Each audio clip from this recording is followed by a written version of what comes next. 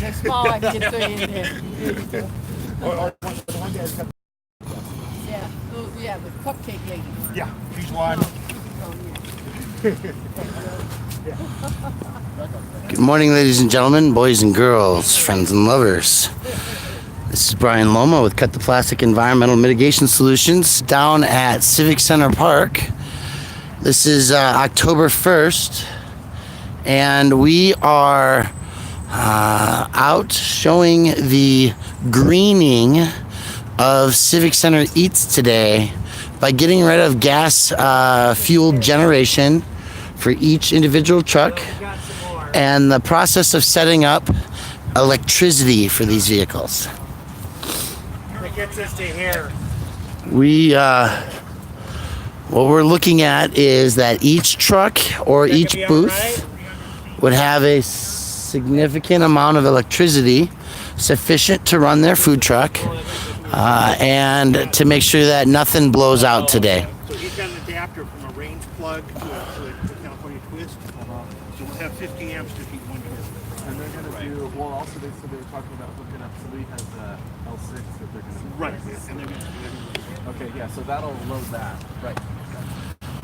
So as you can see in the background, Jaguar here is being broken down. That was that giant laser light show on Saturday night. Civic Center Eats is a weekly summertime lunch program that runs Tuesday, Wednesday, and Thursdays. And the reason that we're here today, and it's really important, is this right here is something that I brought to the city of Denver through some nagging, some constructive criticism, and some healthy communication and dialogue. We were able to set up meetings and turn Civic Center Eats from a landfill and trash only program to zero waste. No before you throw. Nearly everything at Civic Center Eats is compostable.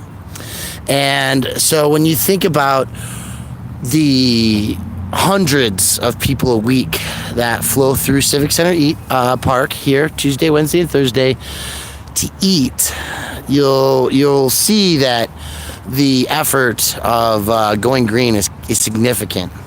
We're actually composting as the primary methodology.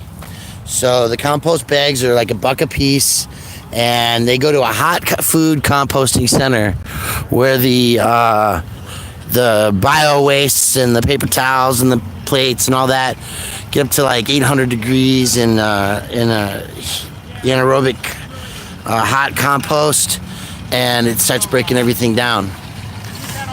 Now this is what we call a water tree, and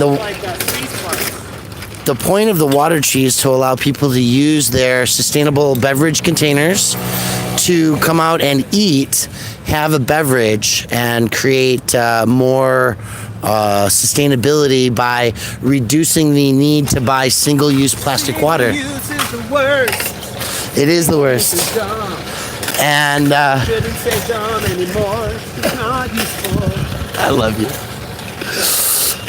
So that's Matthew, our friend, who is very big influencer in the community and in this. So this water tree, we're gonna hook it up to a hose. It's gonna feed Denver water, and it's gonna allow people to get their beverage containers here. So I'll take a moment to stand back and say good morning to everybody. Let's see who we got in here. Newfie, Bullet, and Safety Man, Jamie, everybody. It looks like we got the passenger, and for some reason my phone's locking up here. So everybody who's here, thank you again. We're going to continue this look at what's going on. So the water tree is going to, unfortunately, it looks like, be placed off of the main pathway. It'll be harder to find, but still visible. That's good. And so that is this is something that you can use at any type of large group gathering to ensure that hydration occurs. So we're going to watch this get set up here, folks. Maybe even join in.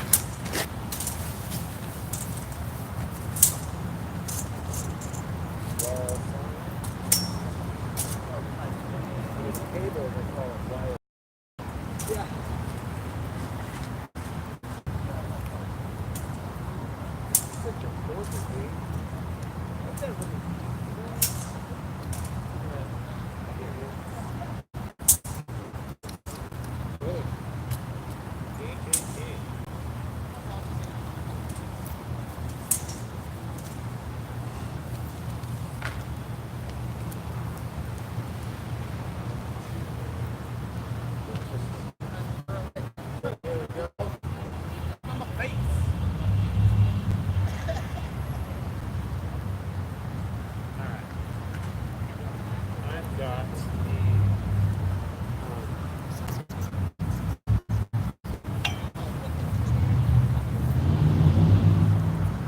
This only has one input, right?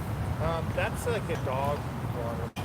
Oh, that's actually double-ended, of course. Yep. Whatever you play road, this side, that side, whatever. It's definitely a drain this for a year. Yeah, with the water, a lot of the pipes in the building. That's probably what do they call that? A best practice? And then are we gonna, is this a spot or is it gonna come out where the hose allows you? You don't want to put it, on top of the electrical, but Oh, that's good. Good thought.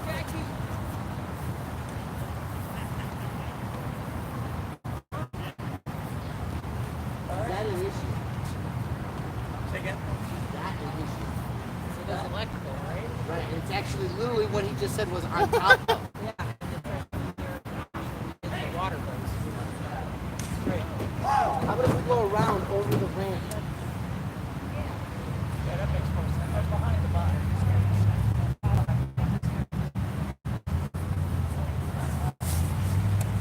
Yeah, yeah, yeah.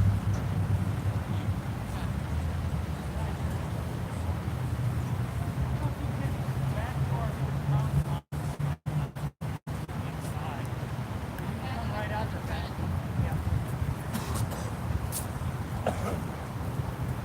Ooh. Can we pull this closer then, do you think? Will this be in your way if we set it right here? Because this is where we set our trash. We're actually thinking about maybe we might pull the water over here a little bit more visible. We haven't quite figured that out yet.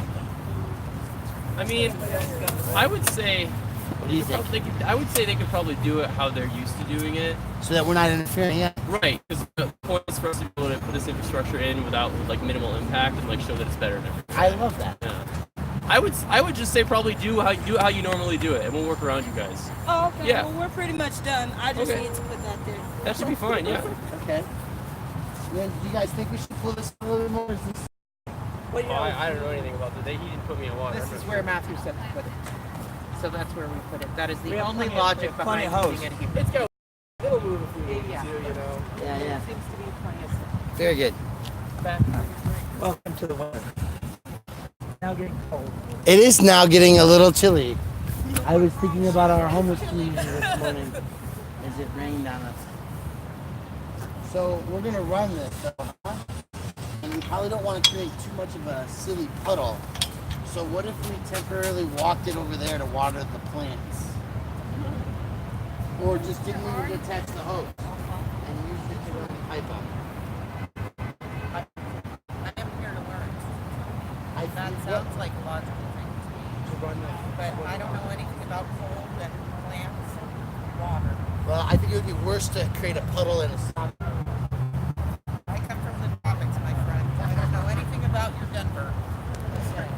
Well, I think as long as nobody's running over it, as long as it's off here, it'll be safe. So we don't need to think like that.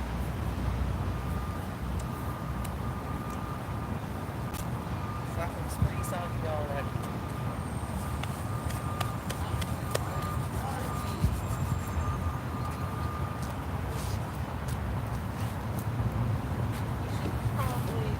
Not hose while we're waiting for the water, right?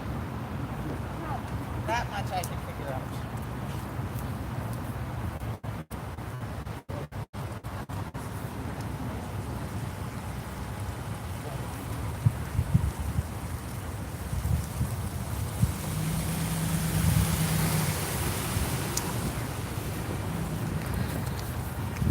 So that, folks, is the electrical rental company. We're gonna come over and ask for the water key.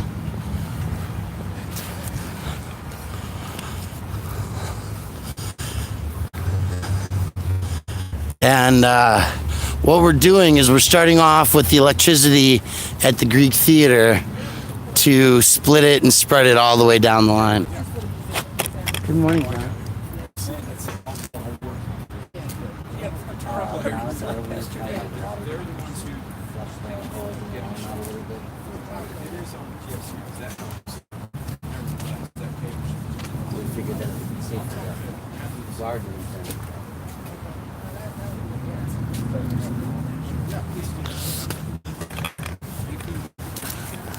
So I'll come back here with my friend John, and we'll flush this water system out. Make sure that it's just fresh water for everybody to drink. Not 6-week-old hose water.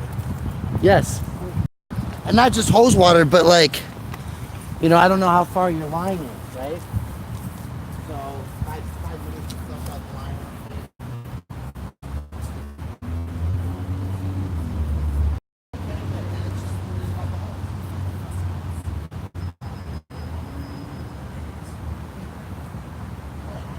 Yeah, no worries. Good. You did a chat yesterday. I'm Brian. Gary. Michael, contract you to come in? Or you, so the water tree, we disconnected the hose room for a moment because we want to flush it, and we didn't want to flush it. Probably have to flush this out, but we didn't want to flush the hose and create a big pile of water yet, right? So in order to dry, that was my thought. So we're gonna water the garden for a minute. It does says that. So we're gonna use the key. He's coming up with a key. We haven't got that yet.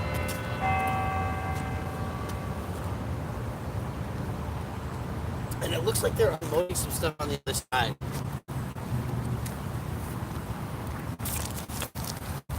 Trying to do a little videography today. So these gardens here, ladies and gentlemen, are food gardens that they do utilize for some programming, but mostly for aesthetics, mostly flowers. It is a very beautiful zone.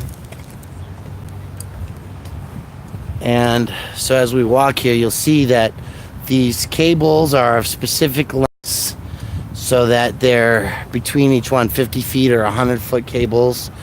They're using these California twist locks primarily, the 50 amp, 125 or 250 volt services. And then we've got GFCIs on there as well. So depending on what kind of outlet they need, the 20 amps, there's a 30 amp on there as well. And so there's input and outputs that'll be flowing, daisy chained essentially.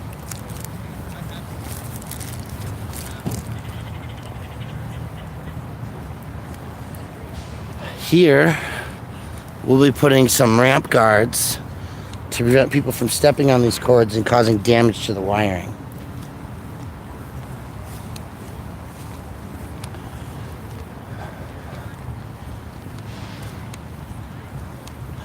And so each box, not necessarily connected all the way down the line yet. And there'll be more on the other side, I believe.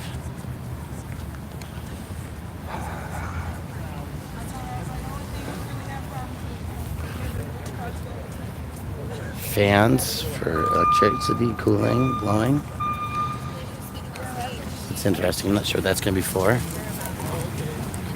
Oh, a heater. And it'll be a little better for these shots because they won't get full. It's not over there. They pull the cable. Okay. So they pull. We had cables running across, and they pulled that. Guess they're gonna run it all the way down one side, but we'll figure that out shortly.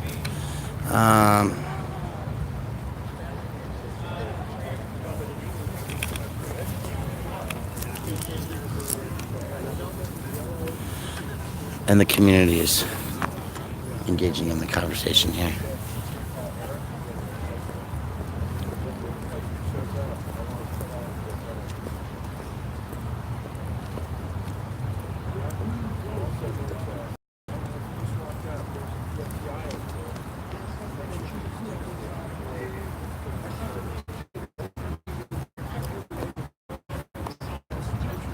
Just pressing the button.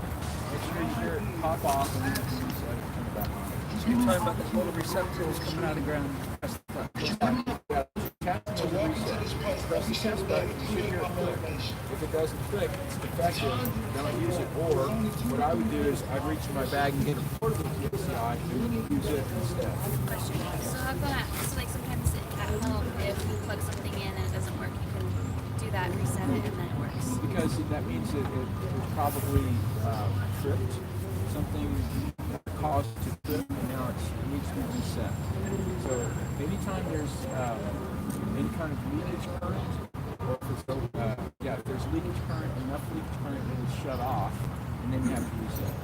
Sometimes I go for overcurrent too, right? Well, no, they shouldn't, but do they? No, an DFCI will not trip for overcurrent. A circuit breaker will. It's two different things. There's a circuit breaker in the panel, and there's the GFCI. And the GFCI trips if there's leakage current. So, for example, I have GFCI receptacles outside my house that use 6 lights every year, and when it rains, water gets in the connectors and it trips the GFCI. So I have to wait till it stops raining and everything kind of dries out, and then I can press the reset button and it re-energizes, powers them back up. Yeah, I know they're not for overcurrent, but I have sometimes seen, I thought I've seen GFCIs where maybe the appliance is drawing too much current. It does something weird, but it's with the GFCI when it's plugged in. You'll see it. There could be a short in the appliance. You could be That's leaking. what's supposed to do. Because all a GFCI does is measure the difference between the hot and the neutral. It doesn't even look at the ground. It doesn't look at the amount that's coming through. Yeah, it just measures the difference between the current hot and the current neutral. There are GFCI circuit breakers, in which case it's both. Which is what you had overcurrent hammered and- open. Yeah, right. In your, So we have a truck coming in. We'll ask Pamela what they've sort of identified themselves. Pamela knows generally what we want, but we'll need to double check what they are. They may be kind of right where we're at. Can we grab those tails?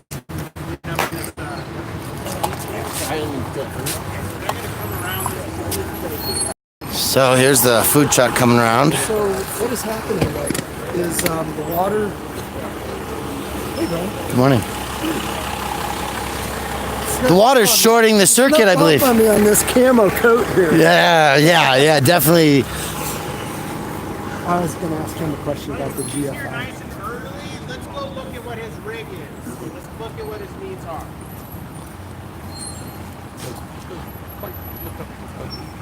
So the idea here is that we're gonna figure out how much electricity they're gonna use. What is this? Who knows what this is? It's not electrical. Is that the water nipple? Yeah, that's one way to call disconnect it. water but, coupling. it's a water nipple. Put it on your areola. No. It's a cat though. All right, so this is a backflow preventer. Come in close.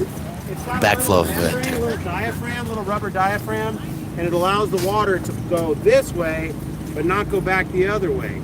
So conceivably, if you ran like 100 feet of hose up on top of the McNichols building from this just plugs into the side of the water faucet.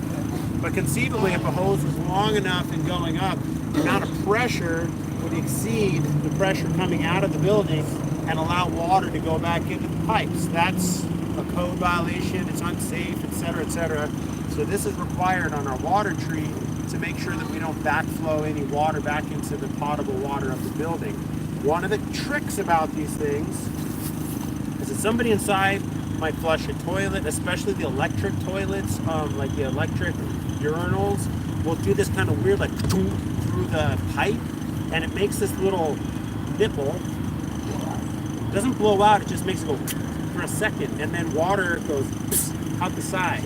And what that kind of, the situation that creates is that sometimes water will build up around this a little bit and start to pool just a little bit on the outside of the building.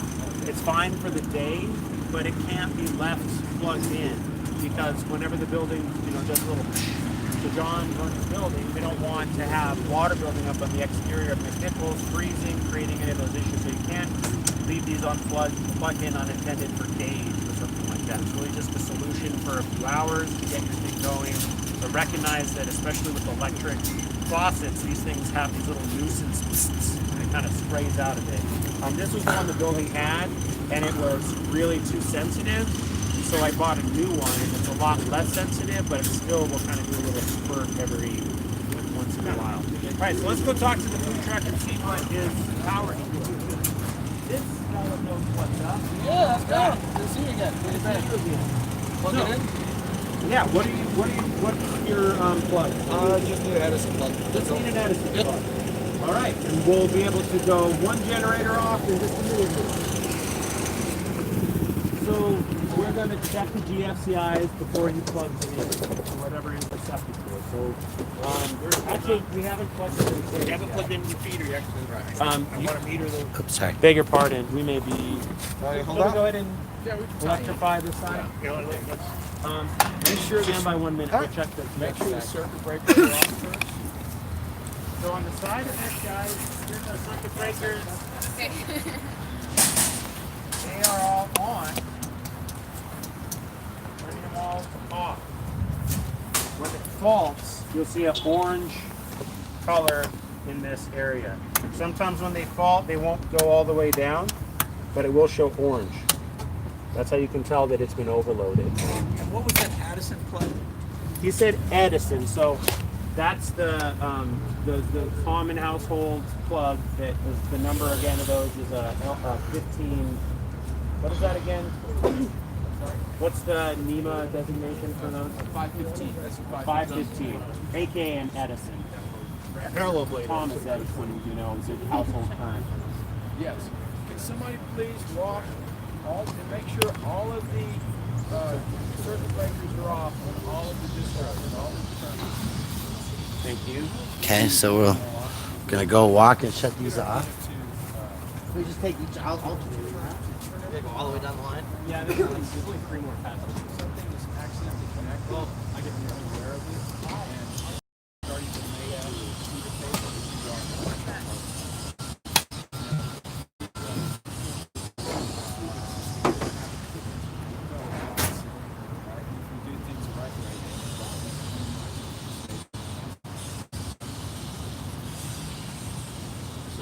While they're doing that, or should we wait for them to come back? Yeah, let's wait. Okay. Here's the water key for the faucet.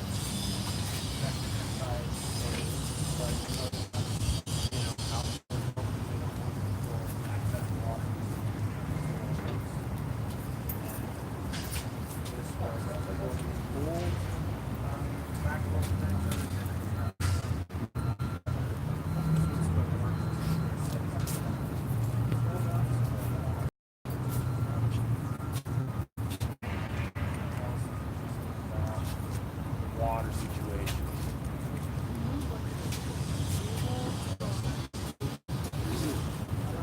Yeah, we didn't want water over the electric. We don't want it draining into the same area.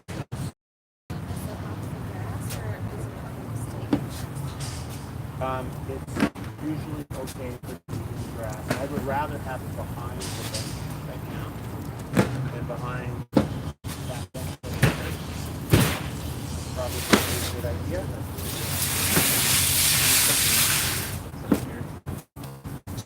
Let's double check it.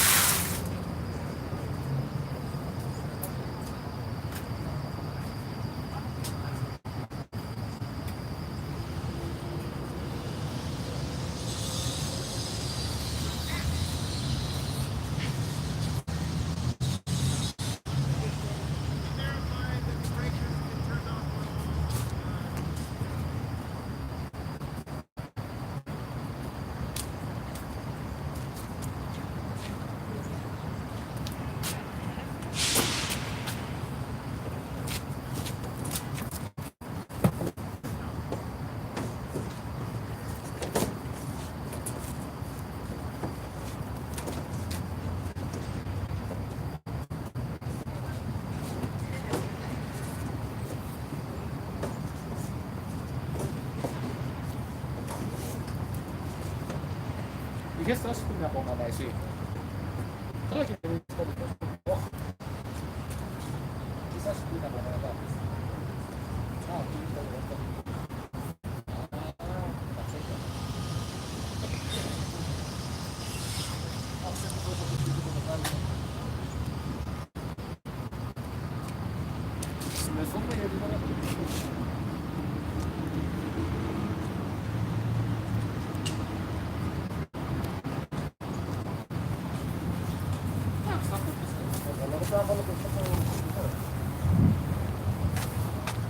We have ones.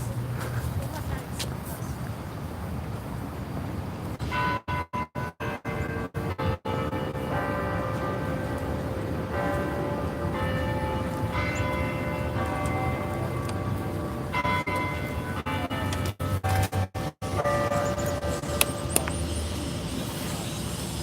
Good morning. When you were talking about the GFCIs before, inconsistency in one leg to the other, water creates the adjustment on like the conductivity. What the water does is create shorts from the hot to the ground. What it actually uses to use on the Yeah, ground. and leak out of the circuit. And gives us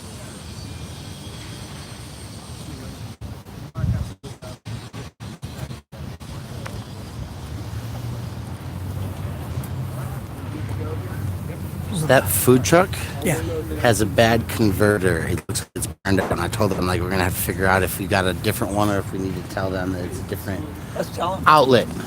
Because her converter looked like it was fried.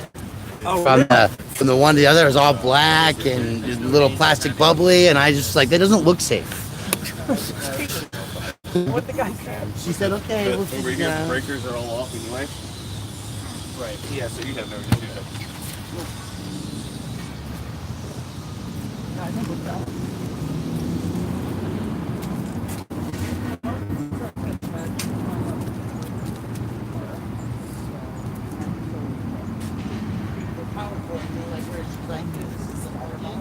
looked at it like, oh, that's bad.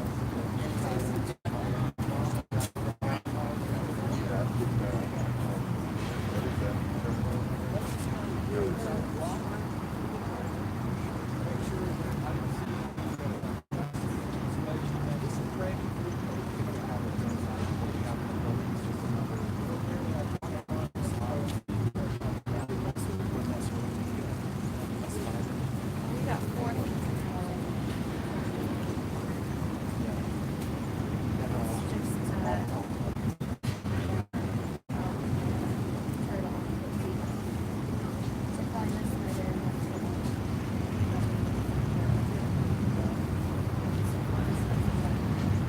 Yeah, these are the feed to the turtles. So when we walk the line, like there's 3 lines coming out, but it doesn't go to like, so one goes to one goes to the next, one goes to the next. So that they're separate. Each turtle gets a different power outlet from here. They're not all strung together. Yeah. Okay. So it's only going through. So each cord goes to its own box. Right. Is there only 3? I thought there was more. There is, but there's another power outlet on the other end. And so there's more that way. Is there another spider box on the other end? I think it's on that side. Okay. But I'm not, I got here late, I'm still learning. It's not a spider. They're running directly from a. Oh, from the power station, yeah, from the building outside. And yeah, there are more than. So it might be maybe one of these serves 2. They're running through. The next one, but I don't think the third one goes all the way. So I think it goes 1 and 2, and then there's another cable to go to the next one. I thought I didn't put them all in.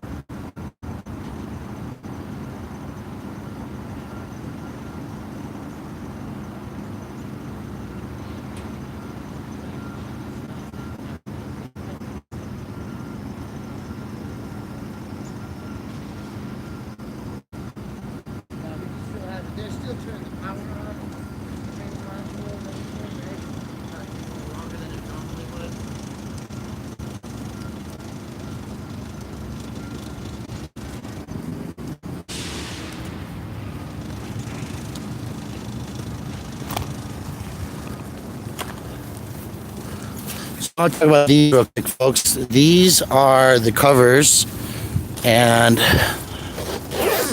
see the cables go in there so that when we have a sidewalk or other scenario, if you have to run power cord from one side to the other, that people wouldn't walk on the cords. This would have damaging effects to the wiring, installation. Anytime you damage a cord, you have to worry about losing power to everything.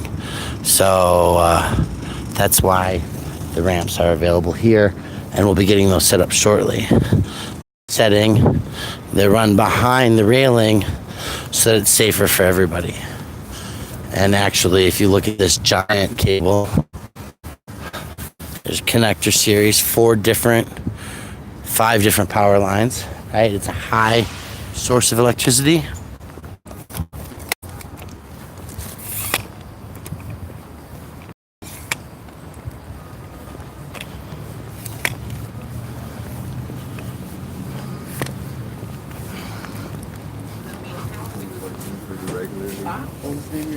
To MX2. And we do like Spanish and English.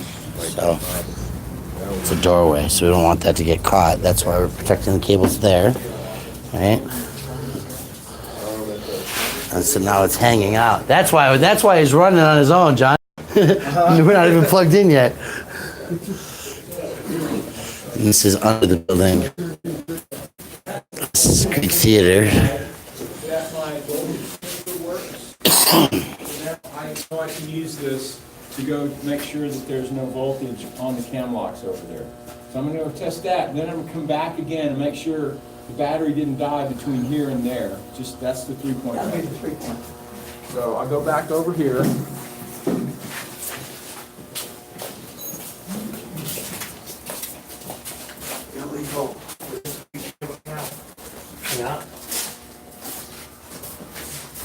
Did you hear that, John? Hot panel, underground. These have to go away from here.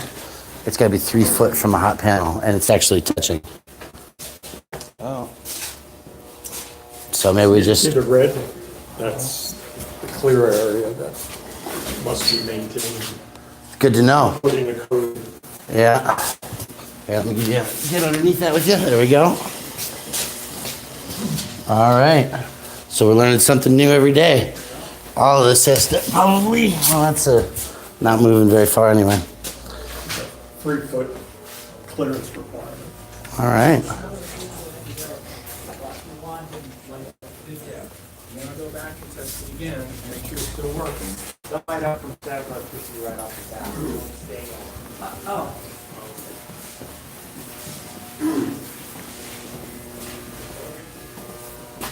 And it is, so I know I'm good to go. So now I can tie this in safely. So they're doing the testing stages here to make sure that the circuit to connect into electricity is safe to connect to. Okay, so we're electrifying now. You probably want the person doing this to be your electrician. I could, one other comment. I could have used my voltmeter to make sure that there's no power there, but I'm going to assume that it's hot until I verify it's off. And if it's hot, then I don't like putting these probes on these terminals, because this is big cable connected to a 400. In this case, I think it's a 100 amp switch. And if you short something out, you could get injured. Somebody got electrocuted about 2 or 3 weeks ago, metering power at the cam lock connectors of a portable power generator. So it can be potentially dangerous. I'm not trying to alarm anybody, but I'm just trying to reiterate best practices. So can you put that over here, please? Someone new to using one of these multimeters, having it on the wrong setting is, you know, it should be protected with it's very easy to hurt yourself with one of those. Is the message. You have it on the wrong setting and you're measuring, you know, instead of measuring the amps, you've got a voltmeter and then electrify the entire resistant ohmmeter, and then the whole thing is now taking 100 amps of power through that tiny little cable, and it'll light up in your hands like a light bulb filament. Just remember, it only takes half an amp to kill you. Yeah, not much. Half an amp, Okay, which is so- nothing. Again, Probably when cell you're- phone uses. when you're tying in your feeder cable, green first, always.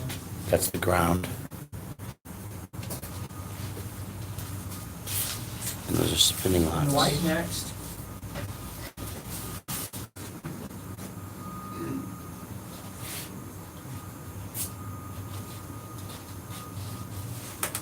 Then black, red, and blue.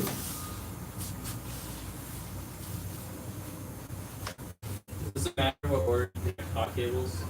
No, it doesn't matter. They're just different circuits, huh?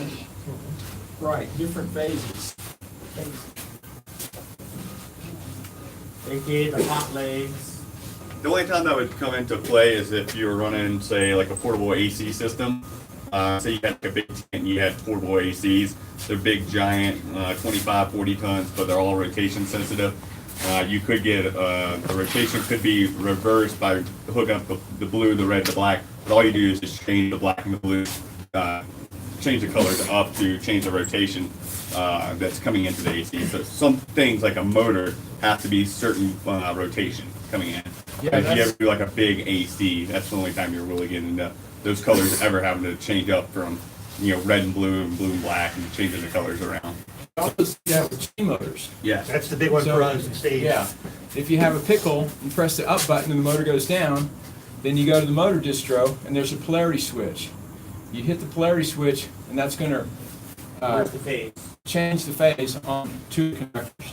So you pick any two, and if you just pick two of those at random and swap them, then you press up, it goes up, down is down.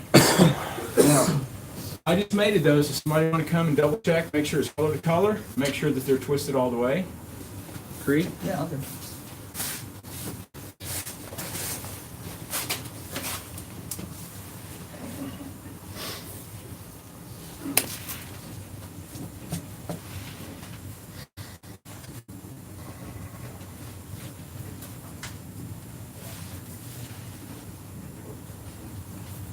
Yeah.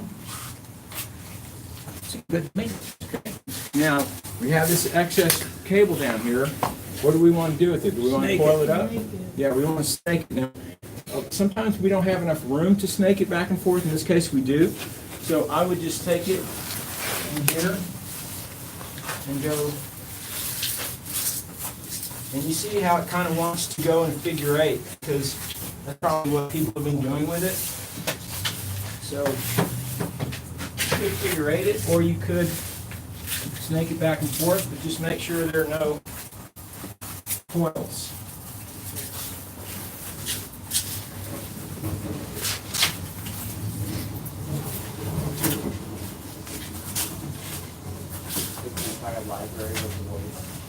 Okay?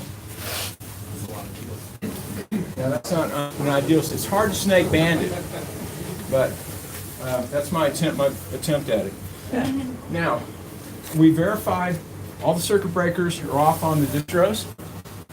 We verified that the cables are tied in color to color, that they're connected properly. We're ready to energize the switch. So I had one question. So it just occurred to me that knowing how lots of people like to take initiative doing things, we're in here doing all this. Meanwhile, Joey's out there bringing in his food truck and he flips on the things and starts plugging in and stowing. Do you need to have somebody walking the line? Well, not necessarily walking the line, but wouldn't be a bad idea to have people stationed out there to make sure nobody's messing with anything before you energize the switch. That'd be one of my worries. That'd be the best. As an event guy. Yeah. I mean, if you're real concerned, get tag out, lock out for the breakers, There you and go. tag them out, lock them out, and then nobody can mess with them. Yeah. Oh, They you do those? make clamps, Yeah. they go over the handle of the breaker and Then once tighten on you've the done handle, that, you put a then you padlock walk the on line it. and you unlock And them. you Exactly. have the key in your pocket. Right. Because every tag out lock, tag out lock on Yes, you can lock the door. is yeah. probably a pass. Okay, got it. Yeah. Maybe I'll be over it. Nope. Now, when you're ready to energize the switch, there's a technique that I like to use. One is I'll use my left hand, and I'm going to face away from the switch. Because if something malfunctions and there's an arc flash, then it can be a ball of fire that escapes from it. So I'm going to turn my head. I'm going to hold my Get breath. over here first. I'm going to hold my breath because Steel. when there are arc flashes, you tend to exclaim or suck in air, and that if the air is superheated, it can burn the lining of your lungs. So I'm gonna hold my breath. Plasma hurts. That's it. That's it. Yeah. Okay. Now we should be good to go. And I can even verify that I have power here. And I do. I have all 3 hots. Now, the only other thing that bothers me is that there's no controlled access to this. Right. That's true. Thanks, everybody. If you're just joining us, you should know that we are at Civic Center Eats, learning how to electrify a food truck event in a safe way so that we can be more environmentally conscientious by avoiding single-use gas generators, meaning each vehicle has its own use, its own fuel electric generation. It's going to impact the sound ambience as well as the air quality of the event and the overall sustainability of it, because we can do solar and wind electric generation instead of gas fuel.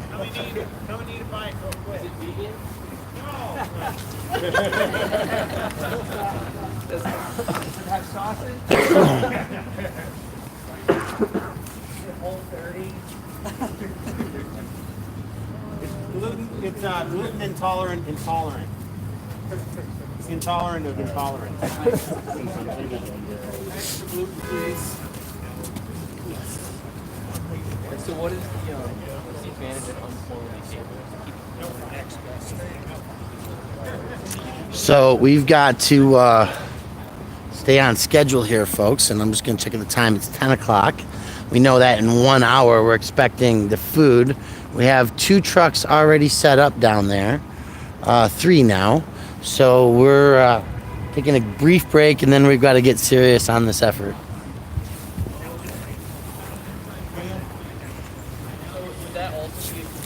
So I'm going to leave this from a distance for a minute.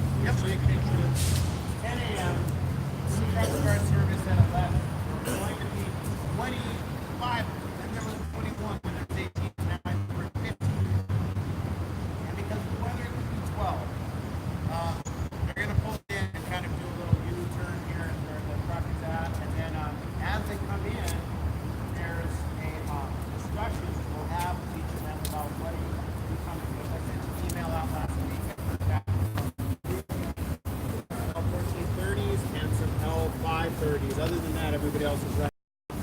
But some people might not have read their emails or whatever, so we're going to have an eye to eye. We're going to look at them. We're going to examine their cables, make sure they all have grounding.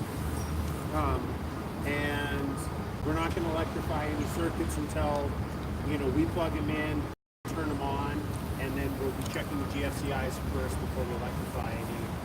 But to myself, Richard, or Steven, on any of those, turn on any circuits. But you are empowered to talk to the booth vendors, let them know you're here learning, and ask them what they're running. But I think we're going to start running in a hurry right now. So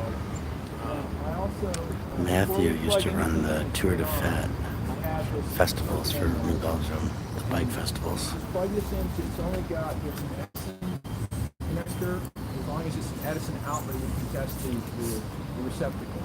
It doesn't check the voltage. It checks the wiring to make sure it's wired correctly sometimes. Sometimes sometimes receptacles can get wired backwards, where the white wire's wired to the hot and the hot's wired to the neutral. So this verifies that. It also checks the voltage drops. If you have a long run of cable like we do here, if the circuit is carrying a lot of current, you can have a lot of voltage drop, which causes heat. And so it will tell you what the voltage drop is. It'll tell you some other really useful information. It'll verify the ground, make sure that it's grounded properly, bonded properly. It allows you to check the bonding of the chassis of the truck. Once you've powered up, there's a couple of other things that it will do. How much are those? Oh, they're not cheap. This one's $450. You can get cheaper ones. They're about $350. I just read the reviews, and this one had the best reviews, so this is the one I bought. Not worth the $50 for the savings to get a clunker. Well, I mean, I know plenty of people who bought the cheaper model, and they seem to be happy with it. Okay. So, it's personal choice. There's something else I do.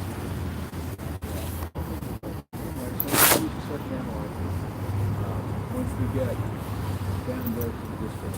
So, turning slightly in a different direction. Hi, everybody. Hi, Rachel.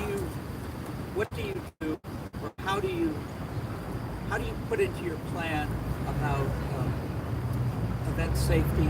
I'm not talking about a kid steps in a puddle kind of thing, but you have somebody that wants to harm to your event. Do you have some passive inspectors or people watching, doing overwatch on your major equipment at all times? So, there's certain, might make sense. yeah, there's certain situations where you want qualified personnel. Marshals.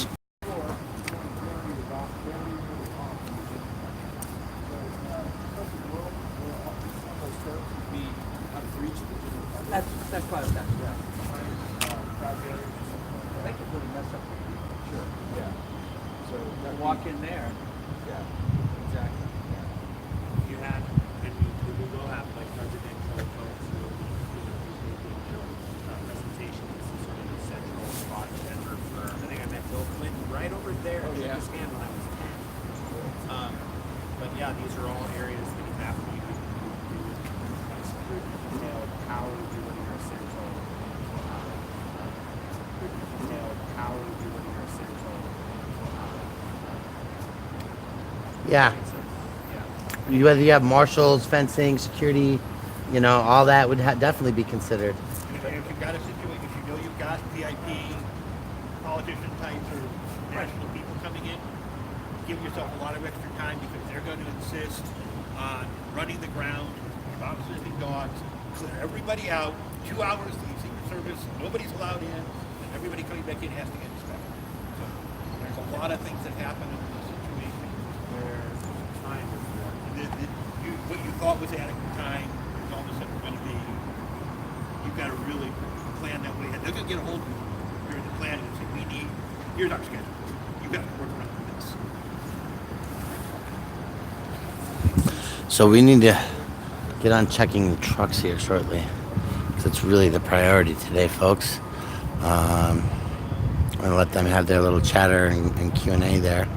But the real point and effort of this is, for those of you just joining us, that we're getting gas generators turned off. We're using electricity turned on to enhance the Civic Center Eats experience by reducing air pollution, air noise, and carbon emissions on site. The use of electricity to daisy chain all of these necessary electrical boxes, the turtles, which are squat, these green boxes you might see, is these boxes it's like 2 per truck basically for the food. Then we have a Spider. Spider is taking the hardwired electric from the 100 amp service, watt, whatever it is. I'm still learning these. And it'll break down the box separate the inbound electricity to separate outbound draws. Each one of these outbound draws connects to 2 turtles. Additionally, I believe that we're going to try to use some heater options today. I don't really know exactly what's going on there.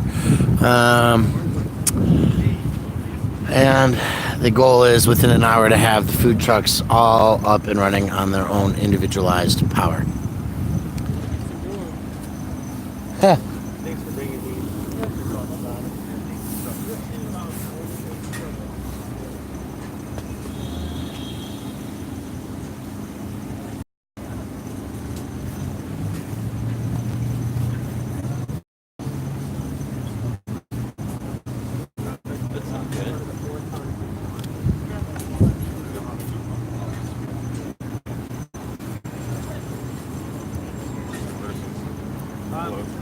Gather around over here for 1 second. We're going to go over a couple other pieces of hardware that might be exposed to.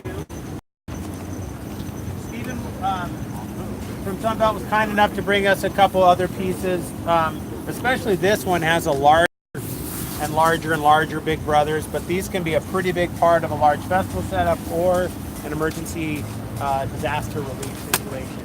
This is set up now to run air conditioning, but they also make like an optional jacket for a lot of these. It's a heating element. You flip the switch one way and it's cooling, flip the switch the other way and it's heating.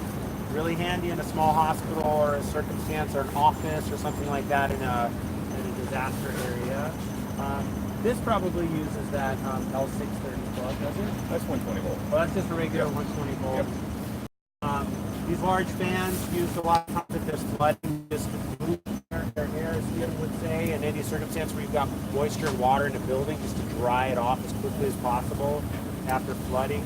Can you imagine, like, if you're on a disaster, you're in a big auditorium with 500 people, right? And in that auditorium, there's no AC system. The AC system's knocked out. But the only other thing you can do is put these fans in there just to keep the air moving, just to keep air moving around. Just another, there's just so many different versatilities with that. And then with the portable ACs, like this is just a 1.5 ton AC. We have these things that go all the way up to an 80 ton AC. And 80 ton AC basically goes from here to her, and about as wide as this. It's a portable unit.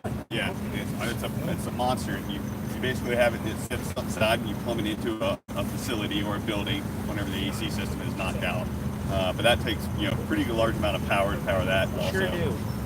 One thing we could talk about real quick is there's a little bit of basic theory. If you have a building that you're applying air conditioning to, there's some basic supply and return concepts that can help you figure out how to climate control that building. So on this, we have a supply and a return line. I haven't used this exactly. So this right here is both the supplies. This right here is your exhaust coming out. So this is where the hot air comes off your AC system. You would want to pump that outside the building or into the ceiling, above the ceiling. That's where most of your hot air goes. And that's what this little towel kit is for. You got those in, you remember in school, the ceiling towels? This goes up there and you just pump that in. Now, I could be wrong. What I recall on the larger 4 tons too is it's really important in those areas where you've got a ton of people, you're drawing in. Actually, the exhaust is going to come off like that. Was this the intake here? It takes up here. So taking it outside, on the larger unit, it brings in the hot and humid air that's inside your building, and then it extracts all that humidity and it just comes out the bottom. So a lot of times, especially in Colorado, we'll forget about it. But in a hot, humid building, that humidity is making it really, part of air conditioning isn't just delivering cold air, it's also removing the humidity that's in the air so that people's sweat actually works. So this is where it removes the moisture in the air too. So this is also a dehumidifier, I believe. You kind of use it as a dehumidifier. So if this sat in the space, it would be great. This would be inside the room. It's drawing the air through it, pulling up the air out through it.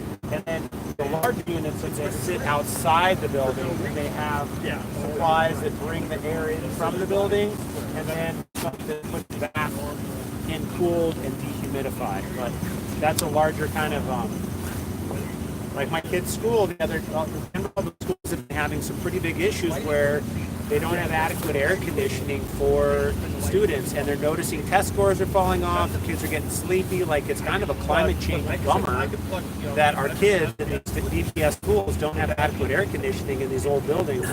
So it's literally one in every classroom because they have AC. It was 95 on their trees. Do they There's have some cities in India where they've had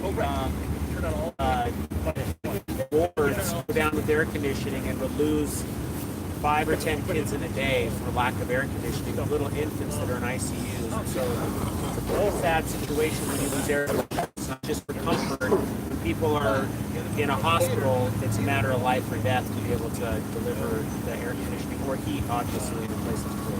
ACs on big events. You see a lot of like golfing events, weddings, things like that. You'll see a lot of big ACs. Is there a thermostat on it? How do you control the all temperature? controlled right here. There's a control board on this one. Some of them have remote thermostats. The bigger units will actually come in with a remote thermostat. Basically, 100-foot cable and put it somewhere inside the stand. So, folks, that's just joining up. This is it's a class actually where most of us are event planners, and so this is an education class on electrifying events, getting them off gas generators, doing sustainable electricity. You'll see them, they're about this big, and then they need supply by a hose, and then they have evaporative media, like you see on a So when you're learning to do these type of electrical systems as we are, the uses include FEMA uses, right? The emergency needs. And so we got power on. All right, let's start with the grease truck. We're going to check. Yeah, we shut them all off. Yeah, so basically when you press power, basically, did you already meter the box in?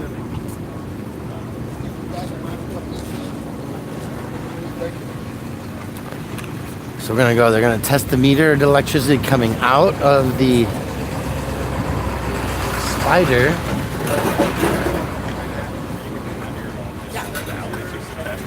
Make sure it works good there. Just make sure the voltage is two phases. Well, you have to just do it on each plug. So 2 phases here, 2 phases there. This is going to be red and blue. This is going to be blue down here. That's about the only way you can do it over here, unless you go inside the panel. So it's just to double check all your connections. So once we get the switch energized, we want to meter the voltage before we start trying to plug in and how to turn it on, because I've never used that switch before, so I have no idea whether or not it's actually 12208. It may be that the switch is mislabeled. It may be if it's a portable power generator, maybe in the wrong setting. There's lots of reasons why we want to verify that the voltage is accurate before we start connecting loads and turning it on. So I have a meter. Now my meter is made for outdoor use. It's a category 4 meter up to 300 volts. There are other meters that are not designed for outdoor use. You shouldn't use it for this type of stuff. So this particular meter I can use out here. I'm going to set it to the voltage setting. And what I'm going to do is I'm going to try to. There we go. All right.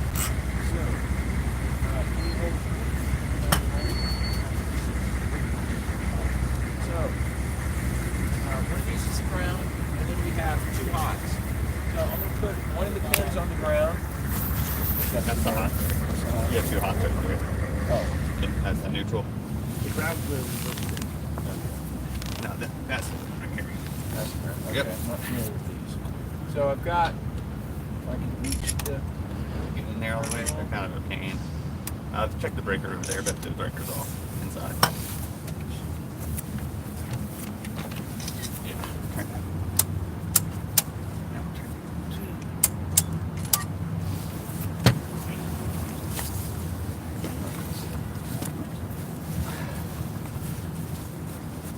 Similar to what I described in the spider boxes yesterday, where the 3-phase power goes down to 2 legs, and then these California twist locks aren't carrying 3 legs of hot. They're taking 2 legs, and then they're alternating them from, you see how there's 6 receptacles on the sides? So it's a good idea to spread your power out a little bit. If you run them all through just 2 of them, then one leg's not, if you're all through one of those, then one leg's never getting used. Does that make sense? Because these twist locks have got 2 hot legs, a neutral, and a ground. So that means one leg of the power is not getting used. But if you plug into all 6 of those on the side, then it's going to start spreading it out to all 3 phases. So you're getting a maximum use of all your electricity, and you have less risk of shorting any of the turtles or anything out because it's balanced. Right, it's balanced to the 3 phases. If you ran everything daisy chained through one of these, then you're only using 2 of the. Remember the 3 colors of the hot legs? What are they? Red, black, and blue. Neutral is white. White. And ground is green is ground. So then after you get done, just making sure your voltages are correct. Then you go to each one of your spider boxes, make sure all the GFCIs are reset, and make sure all the breakers are on. And that's going to eliminate half your issues whenever you're doing a power distribution system. Half the time people don't check that, and then the next thing you know, somebody's like, I ain't got power. You know, it's just little things like that. Just pushing the reset button just alleviates all that extra work that you need to do. So just spreading it out too. Yeah, so basically there's blue, red, and black. So this might be blue and black, this might be red and black, this might be blue and black. You see what I'm saying? It only has 2 legs of the hot curve. And what Stephen's talking about preventing is using lots of, spreading it out to each of these receptacles means that blue, black, and red are each getting utilized. You're not using just 2 legs and they'll have less. They're all kind of color coded. Oh, inside the panel there. Okay. So you kind of see which. You would have to put the panel over to see. Yep, and it shows which leg I get. I think it might show which legs. That's probably. See how the lid is grounded there, everything. All right, So we need 2 of those for the sidewalk over on one side. 2 of these per sidewalk as we walk down. 2 of these per sidewalk? Yeah. Why don't we lay the cable out first? There's one a little wider than the rest. Well, what I would like to do is use trucks and move. We don't want to cable ramp.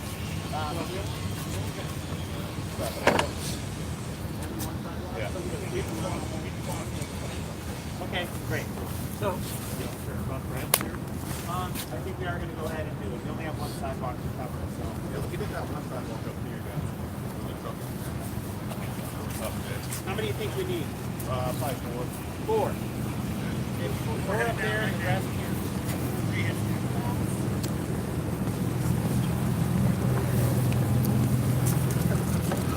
Good morning. We're working on getting electrified here for you. All right. Do you know what kind of port or plug you're using today? Like the dryer All the was. component turtles. 3-prong? Okay. Wonderful. Thank you.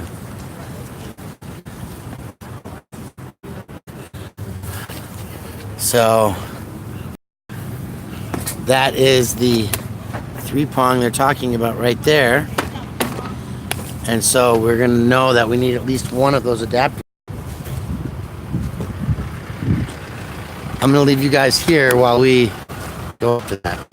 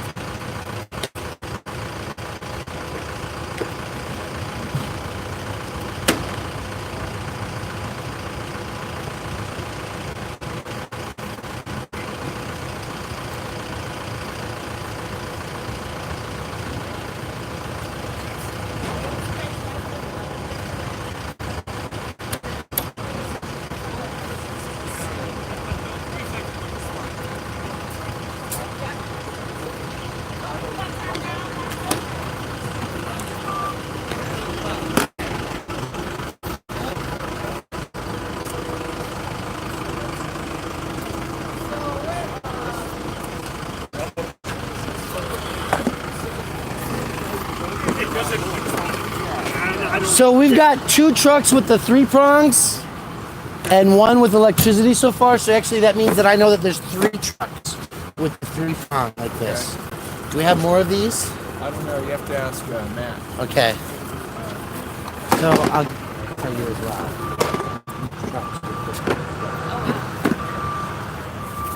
Or this side.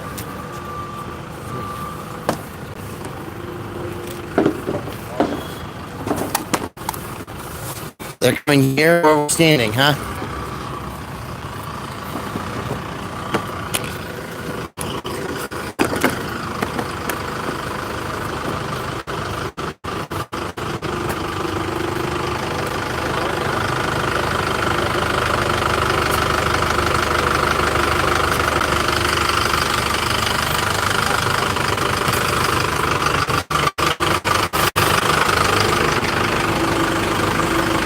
There's the power plugs for his truck.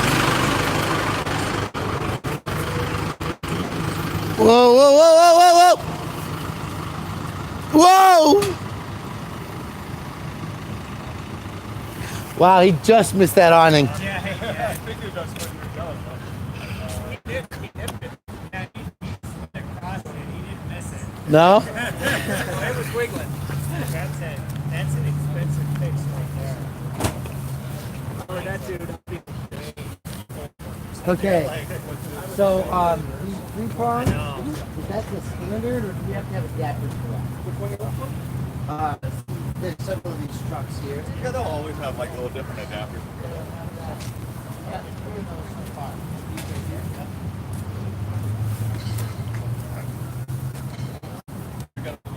Stupid how overpriced awnings are. Can you imagine? Oh, I know. That would be like you just go over there and give them an invoice. That's what I would do.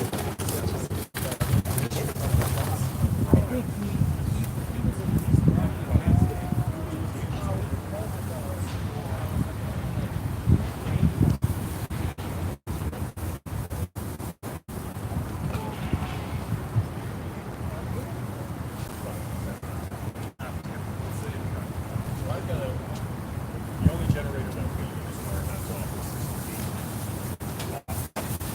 they're just power of small motor for a plate effect.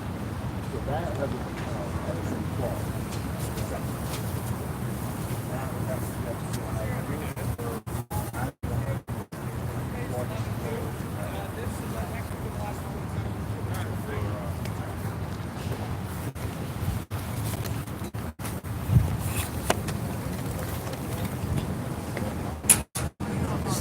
To see if there's damage on his awning, I'm sure.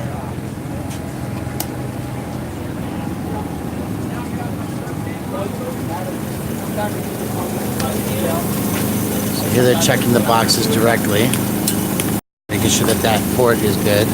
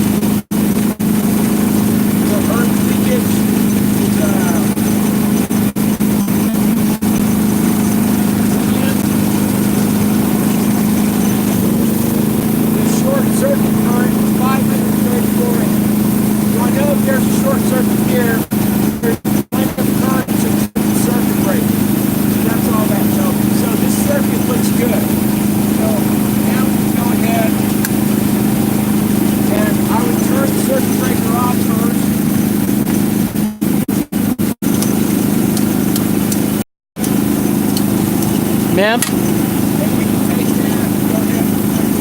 We want to shut your generator off and get you electrified. Excuse me? We want to shut the generator off and plug you into the electric. So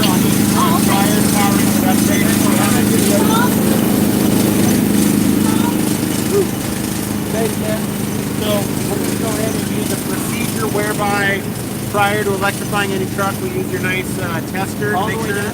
I think we have time. Right now we've got 9 trucks, so we kind of go in a row. We can check them. And I'm going to grab the L14 adapter and let's just go in a row. Yeah, we're ready to go for you, sir. I'd like to stage everything so it doesn't open the power at once. Yes, sir.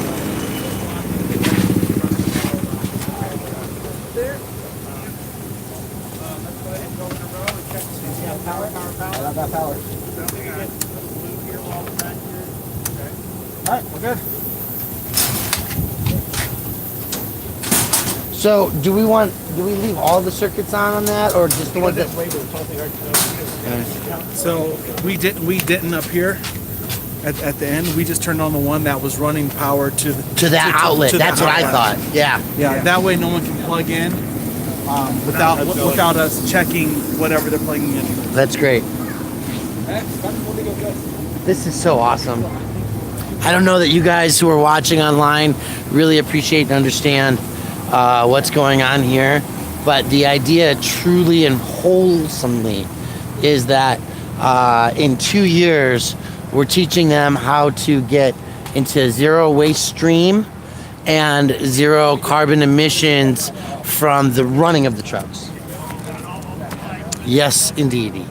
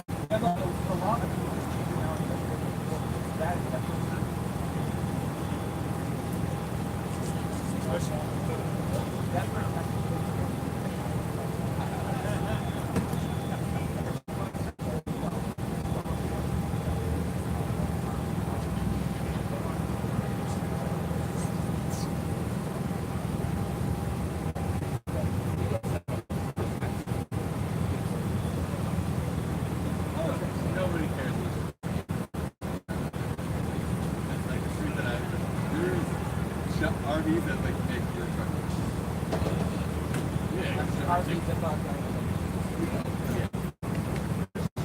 Yeah, once you get your wrap, you gotta put that super Euro on there, man. Yeah, dude. How awesome would that be? A Euro with a cape? Super Euro? I mean, you got your logo, man. Follow the Super Euro back. How awesome would that be? And then all your Euros would be super Euros. Super Euro Saturday here. I know, right? I heard.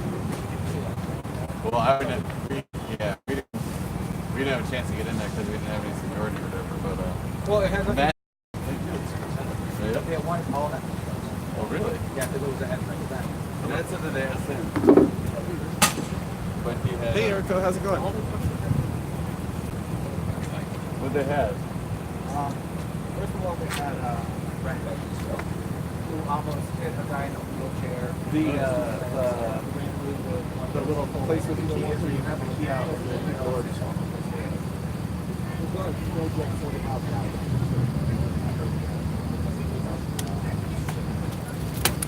But there's that Ninja Ramen. Yeah, Star 961. So it's all the buttons on the right and then the yeah.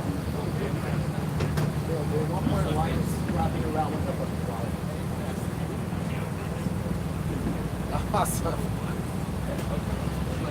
Yeah, no problem. Bye. But yeah, you guys are the most professional out of the group. It sounds like. I mean, everyone had lines, but it's just, it was literally at a point where how the faster you could take it, put out orders, and the line wasn't exactly. Yes. Well, Billy's was here, heard about it. I mean, it was just something.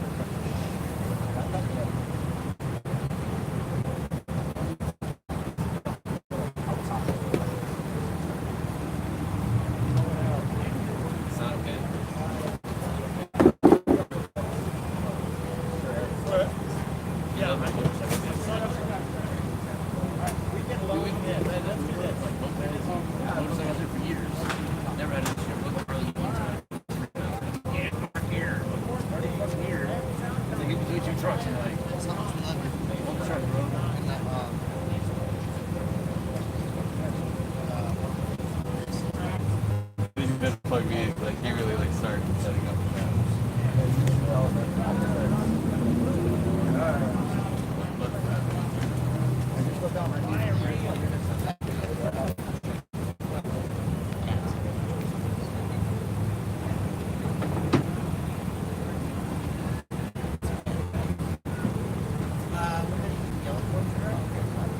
So I think our emergency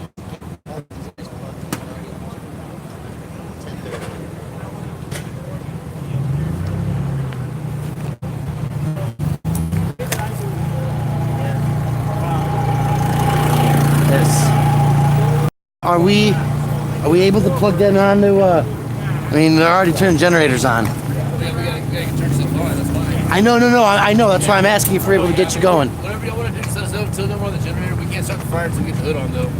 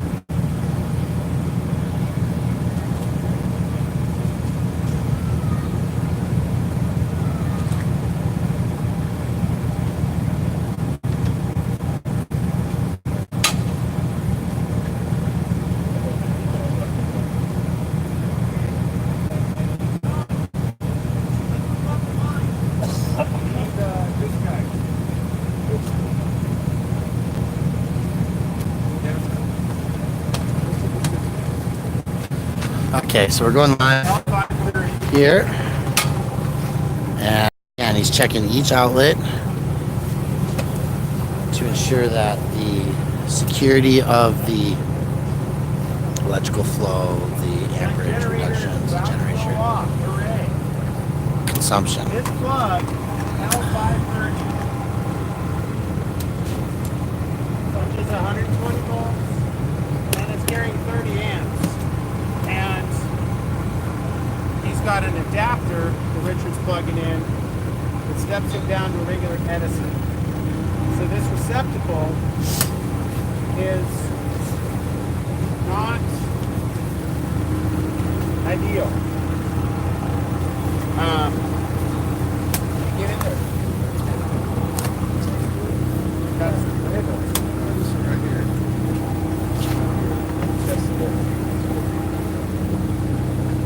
That's the L530 locking 530 to an Edison.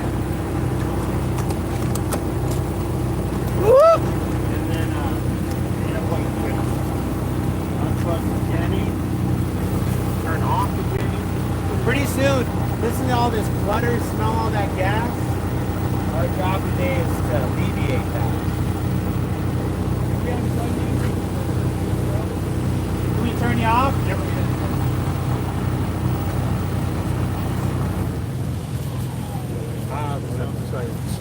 Oh, we're almost there. Almost there. Again, this plug is not UL listed, not technically correct. It's been using this in its loop. And they are on. It's not ideal. He's got power. But he has power. It's not that's not or the adapter because we've got a 30 amp cable. So if it actually tried to grab 30 amps, the circuit would have to overload. So it shouldn't overload that plug. As far as my math on it is that if this cable asks for 30 amps, the circuit goes. So there's his plug-in all the way in the back. I got something on it. It's okay to plug in a bigger cable, not smaller. Right. Don't plug it 20 amp cable into a 50. He doesn't have a cable. Doesn't have a cable? Oh. He's got Yeah, we got another one on the stand there. Yes, John, he does. Take those gloves. He does have an extension cord? Yeah, he has an extension cord. He's grabbing one.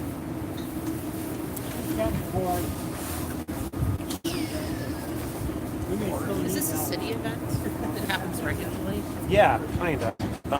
It's the Civic Center Conservancy is a nonprofit that is allowed to have stewardship over making the activation of the Civic Center Park happen. So we own the citizens is our park, or residents. Citizens in bad word because it usually talk about landowners, which is not the right way to talk about it. We're all residents. This is our park. So Civic Center Conservancy has purview over what can happen in the park. This is one of their activities, is this food truck thing. So I wouldn't call it really a city event, but it's like a nonprofit organization that coordinates it. Okay. Yeah. And what kind of insurance do they require of vendors? The COIs to the city, or We're going to meet Eric. You explain the GFI versus the breaker, and the GFI pops versus the breaker. What's the difference? Yeah, let's see how well it works. Who wants to take that question? What's the difference between a GFCI and a circuit breaker? Who just learned that yesterday? GFCI is a voltage drop where the circuit breaker is overcurrent. It's overcurrent and undercurrent. Undercurrent with the G. So we're going to keep moving to ensure that all the vehicles get the electricity they need, that they're able to cook their food hot and ready.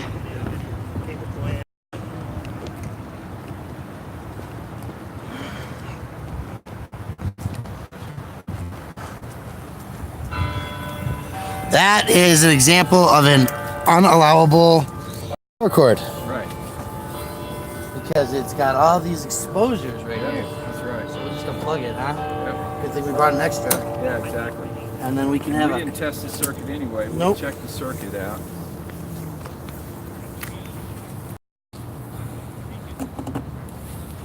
Oh, are you using your own cord? Yeah, well, this one's not safe. Oh, all right. Fair enough. It goes in the right side. Yeah, we're testing. Oh, the right one? Yep. So, I need an ETA because some of these trucks gotta get going with their food. Go ahead and do that. Okay. Do you have a knife on you?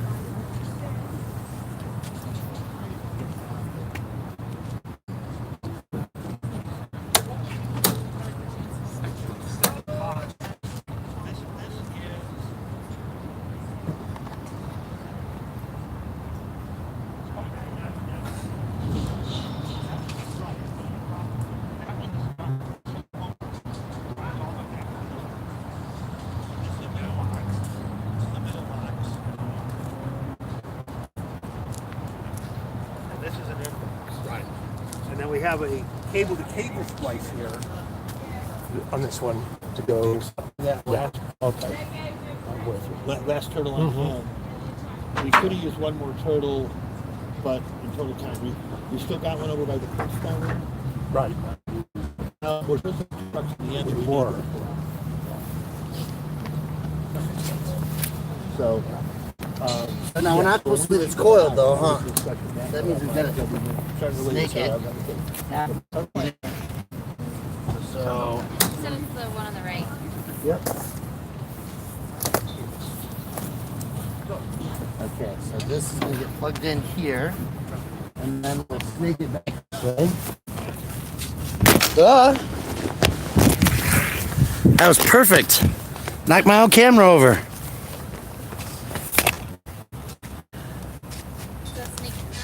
Yeah, I think it is. You ready for it? Yep. Felt a little tingle on my toe when I did that. Really? Yeah.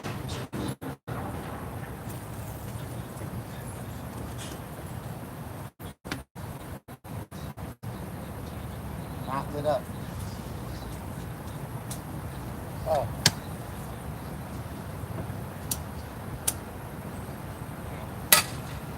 Do I check them? Oh yeah, that light's on that end. The interesting thing was the light was not on this end.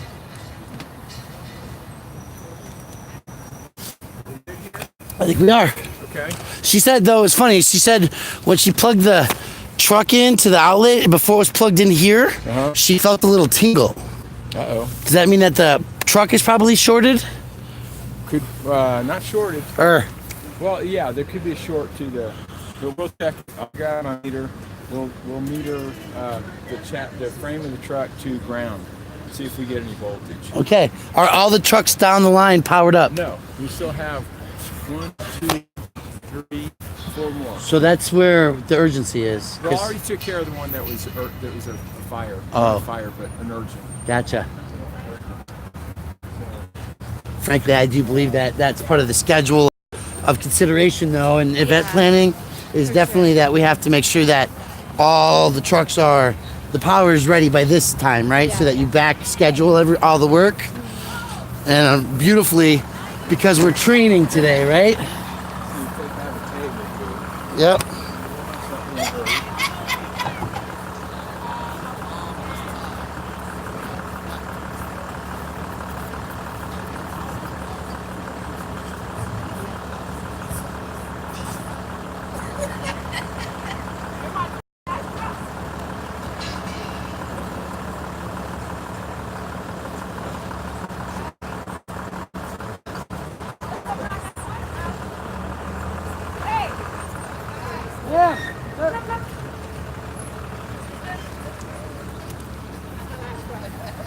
All right, so they're going that way, folks. I'm gonna come educate this guy as it comes to getting them set up.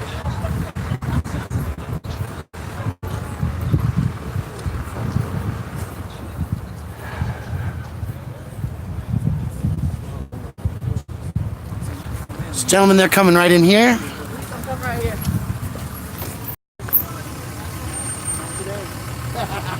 Hey.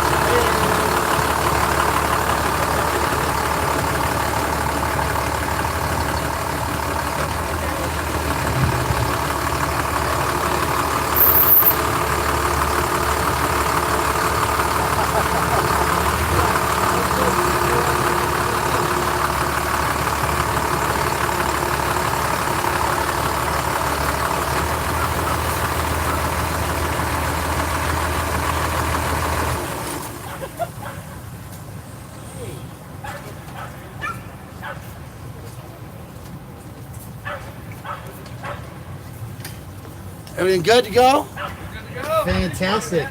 You notice how much quieter it is? Oh, I love it. I love it. Yeah. So we, last year we went green. Obviously, you guys know the the compostables and everything. And so I'm excited. Tell us your food truck, who you are. We're running a live here. We're the Rocky Mountain Cheesery. We do gourmet grilled cheese sandwiches, which is perfect on a rainy day like today. So, Okay. hopefully some people come out. Yeah, hopefully. Last year, this time is when we introduced the compost 3-stream option to recycle, compost, and trash. And so this year, we have a water tree and electricity for everybody. Awesome. Yeah, we love it. Hopefully we can Fantastic. do this next year. Yeah, that's the goal, right? Try it 1 week and make it happen the rest. Fantastic.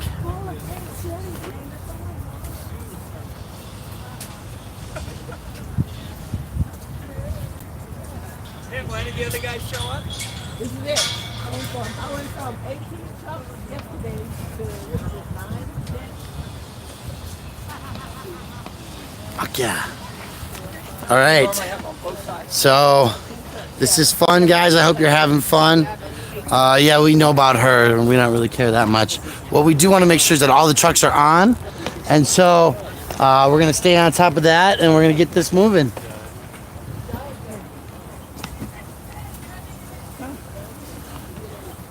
So this one's up and running.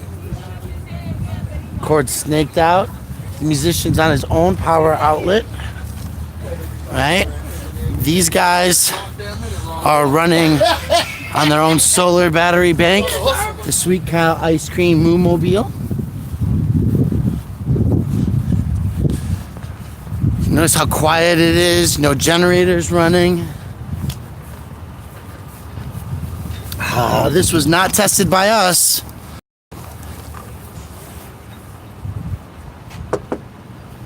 What's going on? Did you plug this in? Yeah. Yeah, I gotta unplug you for a minute. Your cable to start with has got a exposure for water, and that would cause a short circuiting. So we gotta tweak that up, and then we have to test the outlet in order to make sure that there's enough electricity coming out of it, so that you don't get shut down in the middle of the day and they don't get shut down. But I kind of figured that you plugged it in yourself because I could tell by the cord. So, all right.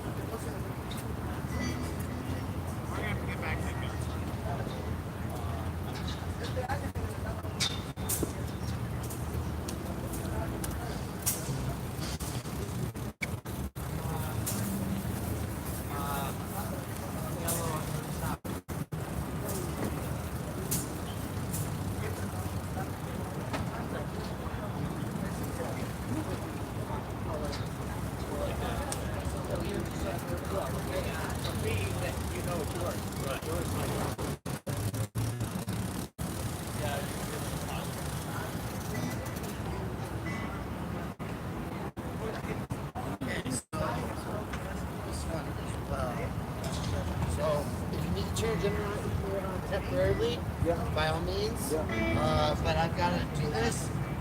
So I can take that. Appreciate that as well. Yeah. Yeah, well, and so this is really cool for us because because we are definitely trying to go Green as possible. as green as possible. Now, I'm just truly concerned about whether we should be using that cord at all. Oh no, that thing's smoked. Okay. So, is this the only cord you have on you? That's the only one I got. We have a secondary cord. You have to ask Matt on that one. See, that thing's definitely smoked. Yeah, your cord is fried and unsafe for use. Yeah. So we'll. Always I can throw the generator on if need. Well, our goal is not to. Today, So yeah. if we have to try to find a spare, that'll definitely be an issue. But that's your cord. For sure. Hi guys. At least I'm cheap. Yeah. I just told you that one, but.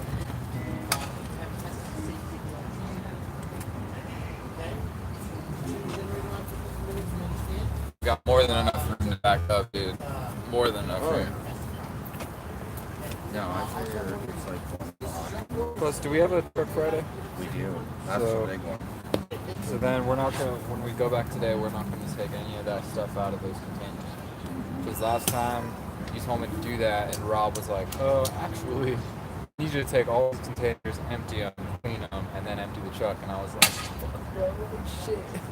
So he had me empty all the food truck stuff into the store stuff, and I was like, I'll do that if like this like hasn't been opened.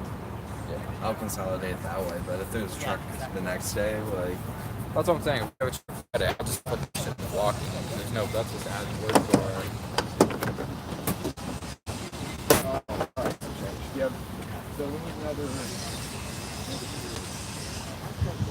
Oh, you did? Okay, so we'll put that back on.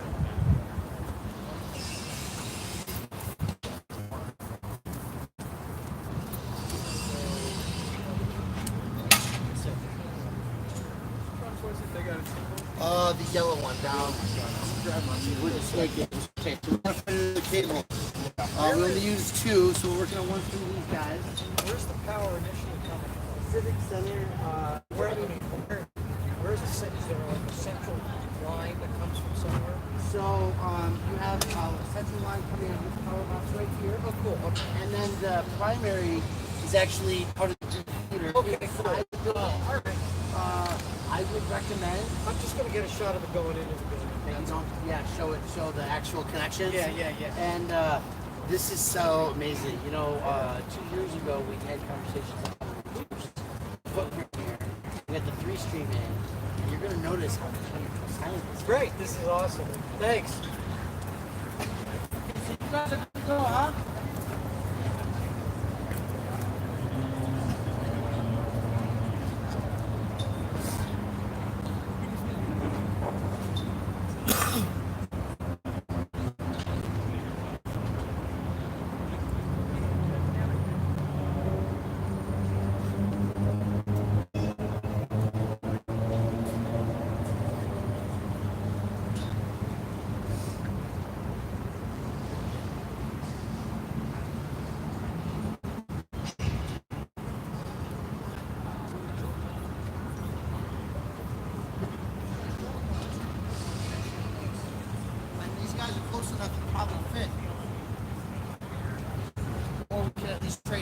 To them because this one's closer. I think they're right up on a box, so I think that could be. I would do 3 wireless mics per floor, or do the 4-banger on one floor. This many food trucks and no rattling. Having to listen to all of them.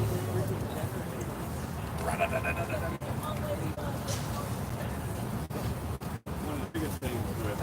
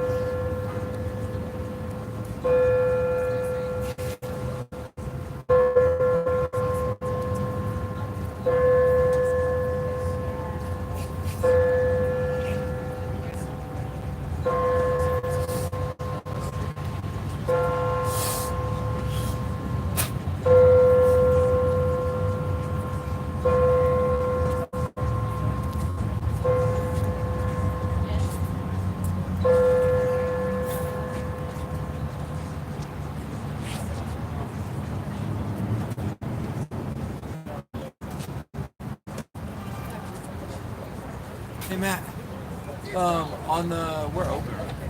What? We get served? Not yet. Not until we get that power. Okay, so I'm just out.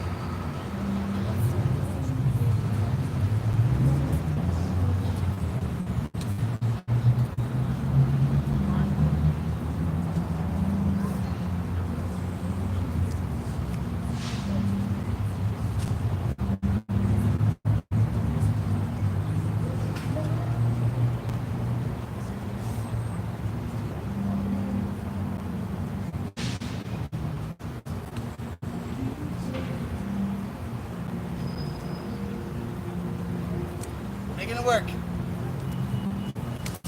Did this come from that truck originally? No, this is one of ours. Oh, okay, perfect. Got that in. And this is for banh mi? Yes. No, Daikon. Oh yeah, whatever Yeah, it is. sorry. Whatever it is, yeah.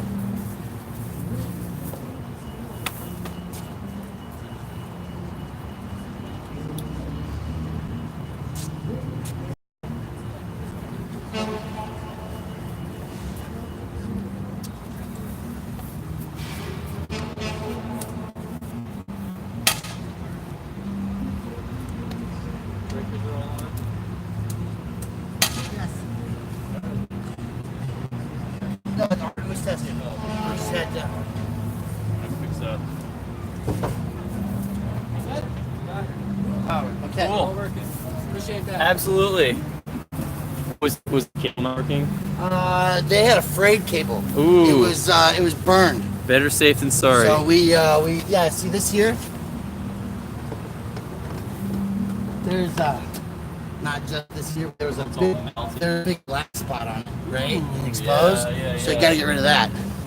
You don't want that. And we still haven't turned the water on. No, we've got that working. Oh, perfect. Yeah, that's good. So if you need water, you can and it runs. So check this out, ladies and gentlemen. Fill up your water bottles right there. Marissa.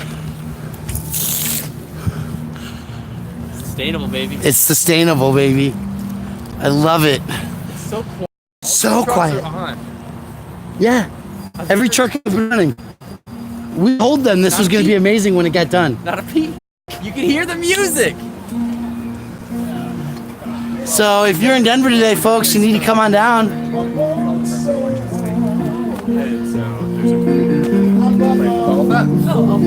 Isn't it beautiful though? How silent it is? It's pretty nice. They're so excited. And I'll be here if you have any questions or something from our staff or anybody. All right, thank you.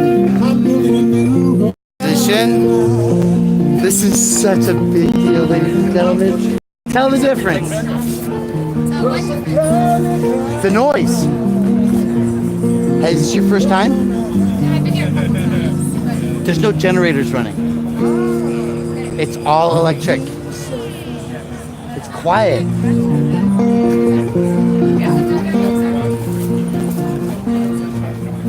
I'm just so pleased with this. Yeah. Everybody's up and running. Oh, this is the truck with the short in it.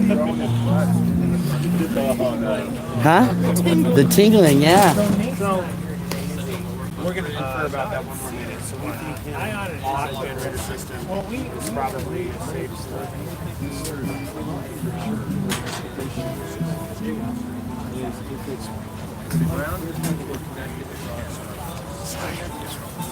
Good morning. This is adobo, Filipino and New Mexican food. And that's it, folks. We have all the trucks are currently silent except for their noise and music that they're playing. And yeah, it's food trucks the first week of October. Civic Center Park. Jaguar. Oh, blow again. You can see the smoke in the air. Exhale. Yeah, look at that. It's a little chilly out today. And Jaguar is being tore down. So you can see the internals of that going on back there. And that's it, folks. We just going through the process of electrifying Civic Center Eats so that there's no trash. No electric waste. We'll talk to you later. Thanks.